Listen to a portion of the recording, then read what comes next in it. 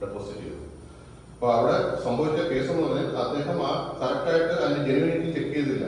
ഏത് വെബ്സൈറ്റിലേക്കാണ് ഞാൻ കൊടുക്കുന്നത് എന്ന് ചെക്ക് ചെയ്തില്ല. അയാളുടെ ഒരു ഫ്രണ്ട് പറഞ്ഞനുസരിച്ചിട്ട് അയാൾ വിശ്വസിച്ചു. അപ്പം അത് ഫ്രണ്ട് എന്ന് പറയുമ്പോൾ അയാൾ നമ്മളിവിടെ കാണുന്നത് ഇപ്പൊ സോഷ്യൽ മീഡിയയുടെ നമുക്ക് കിട്ടുന്ന ഫ്രണ്ട്സ് റിക്വസ്റ്റ് അല്ലെങ്കിൽ നമ്മുടെ കൂട്ടത്തിൽ വരുന്ന സാധാരണ നോർമൽ കേസിൽ നമുക്ക് ഒരുപാട് ഫ്രണ്ട്സ് ഉണ്ടാവും. സോഷ്യൽ മീഡിയ ഇപ്പോൾ വാട്സാപ്പിലുണ്ടാവും, അല്ലെങ്കിൽ ടെലിഗ്രാമിലുണ്ടാവും, മെസ്സഞ്ചറിന്റെ ഫേസ്ബുക്ക് എല്ലാത്തിലും ഉണ്ടാവും. അപ്പൊ ഇതിലൊക്കെ വരുന്ന ഓരോ ഫ്രണ്ട്സ് റിക്വസ്റ്റ് വരുന്നു, നമ്മൾ അക്സെപ്റ്റ് ചെയ്യുന്നു. ഇപ്പൊ നോക്കുമ്പോൾ നമ്മുടെ തൊട്ട വീടിനടുത്തുള്ളതായിരിക്കാം, അല്ലെങ്കിൽ നമ്മുടെ റിലേറ്റീവ്സ് ആയിരിക്കാം, അല്ലെങ്കിൽ നമ്മുടെ ഫ്രണ്ടിന്റെ ഒരു ഫ്രണ്ട് ആവാം.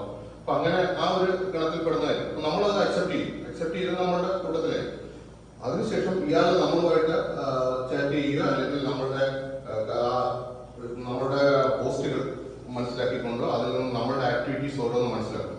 ഇതിനുശേഷമാണ് നമ്മളുമായിട്ട് ഡയറക്റ്റ് കോൺടാക്ട് ചെയ്യുന്നത്. ഡയറക്റ്റ് കോൺടാക്ട് ചെയ്ത് ഇപ്പൊ നമ്മുടെ മുഴുവൻ സ്റ്റാറ്റസും മനസ്സിലാക്കും. നമ്മൾ ഏത് തരത്തിലുള്ള ഒരാളാണ്, സാധാരണക്കാരനാണോ, കാശുള്ളവനാണോ. അപ്പോൾ ഓരോരുത്തർക്കും ഓരോ മോഡസാണ് അവർ ഓപ്പറേറ്റ് ചെയ്യുന്നത്. ഇപ്പം കാശുള്ളവരാണെങ്കിൽ ഇവിടെ ഇൻവെസ്റ്റ് ചെയ്യാനായിട്ടുള്ള ഒരു മോഡസും, കാശില്ലാത്ത ഒരു സാധാരണക്കാരനായിട്ടുള്ള ഒരു ലേഡിക്കാണെങ്കിൽ അവരോട് ലോൺ കൊടുക്കാമെന്നുള്ള തെറ്റുണ്ട്.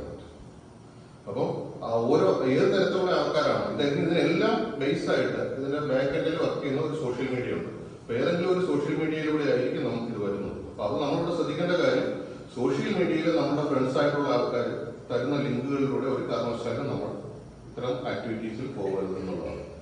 ഇത് ഒന്നാമത്തെ കേസാണ്. രണ്ടാമത്തെ കേസ് 3 കോടി രൂപ പേര് ഇതേപോലെ